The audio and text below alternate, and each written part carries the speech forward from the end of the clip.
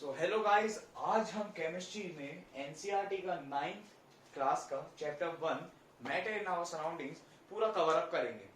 तो आपने अपने सराउंडिंग्स में काफी सारी चीजें देखी होंगी, जैसे कि चौक है, आपके घर में कबर्ड्स होंगी, डोर होंगे, चेयर होंगे वुड के।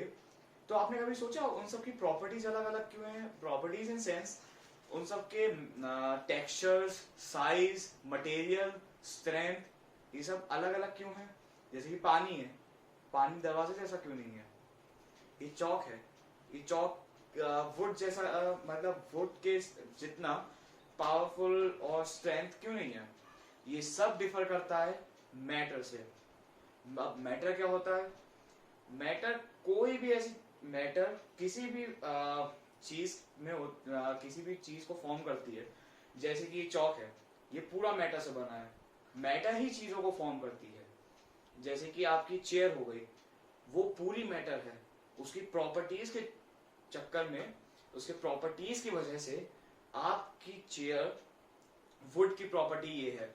उसी की वजह से सब मटेरियल्स की प्रॉपर्टी अलग अलग होती हैं। वुड की अलग, आयरन की अलग, चॉक की अलग, लाइमस्टोन। तो मैटर क्या होता है? Matter is anything that has mass and volume. Volume, in another words, you can say that it occupies space.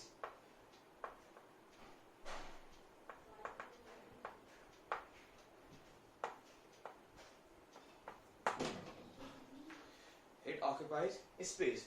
Space कैसे ऑक्यूपाई करता है? आपकी चेयर देख लीजिए, आपकी चेयर खड़ी हुई है, मतलब चेयर खड़ी रहती है, तो चेयर आपकी एक जगह पर है, उतना एरिया जिस एरिया पे है उसने ऑक्यूपाई कर लिया, उसने जगह घेर ली वो वाली। और यही है मास, उसका मास होता है, वेट तो होता है, आप उसे उठाएंगे उसमें मास तो हो गई। वॉल्यूम, ऑक्यूपाई स्पेस, बात एक ही है, ठीक है। तो उसके बाद आपका मैटर तो ये हो जाता है। अब मैटर किन चीजों से बना होता है? तो आपके डेली लाइफ एग्जांपल्स जो मैटर में आ जाते हैं, एयर, वाटर, वुड ले लीजिए, चौक हो गया, और भी बहुत सारे, मतलब पूरी यूनिवर्स में जो जो चीजें बनी हैं वो सब मैटर की हैं। तो मैटर किन चीजों से बना होता है? तो इस पे भी काफी डिस्कशंस हुए थे बहुत पहले समय में। इंडियन फिलोसोफर्स थे, उन्होंने ये रिजल्ट निकाला कि मैटर 5 बेसिक एलिमेंट से बनी होती हैं, पंच तत्व जिसे हम हिंदी में कहते हैं। वो थी air, water, fire, sky and earth. ये 5 चीजें थी, ये सब मिला के पंचतंत्र जिसे कहते हैं, पंचतत्व, वो सब मिला के बनी है। ग्रीक फिलोसोफर्स थे, उन्होंने भी काफी रिसर्च करी, तो उनका भी जो रिजल्ट आया था वो भी इंडियन फिलोसोफर्स के रिजल्ट से सिमिलर था, मैच कर रहा था। तो फिर वो मान लिया गया था। खैर बाद में काफी सारे हुए थे। पहले तो फिर मैटर कितना डिविजिबल हो सकता है, मैटर कितने पार्टिकल्स में है मैटर, जैसे कि था सबसे पहले स्मॉलर पार्टिकल्स में माना गया, पार्टिकल्स आया, उसके बाद उससे आया मॉलिक्यूल्स, उसके बाद आया एटम्स। तो इस पे भी काफी डिस्कशन हुआ था। मॉलिक्यूल्स के बाद एटम आया, कोई प्रॉब्लम नहीं, वो तो खैर था एटम। ये करा था आपके जॉन डेल्टन ने।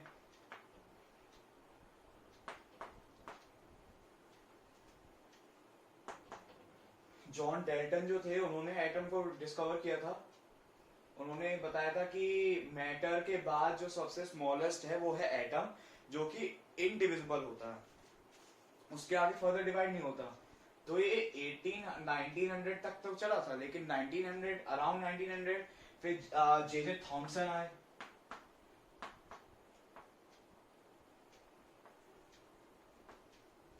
उन्होंने पूरे एटम का स्ट्रक्चर बना दिया था। ये थी एक पॉजिटिव एनर्जी की बॉल थी, उसमें नेगेटिव चार्ज, मतलब इलेक्ट्रॉन्स जो थे वो थे। ये पॉजिटिव चार्ज की थी, इसमें नेगेटिव चार्ज के पार्टिकल्स थे। तो उन्होंने पूरा एटम का स्ट्रक्चर बना दिया, इलेक्ट्रॉन्स, प्रोटॉन्स, न्यूट्रॉन्स जो थे कि ये फर्दर डिवाइड हो सकते हैं। तो एक हद तक इनकी जो ये जॉन डेल्टन की जो आगे था ये इंडिविजिबल है, ये गलत था।